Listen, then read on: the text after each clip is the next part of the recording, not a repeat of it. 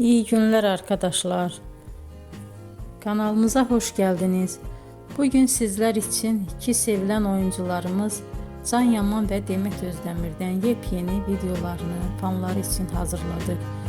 Onlar Erkenci Kuş dizisinde rol almış ve sevgili olmuştular ve bir süre sonra yollarını ayırdılar. Biz onları birbirine çok yakıştırıyoruz ve onların en güzel videolarını fanları için hazırladık.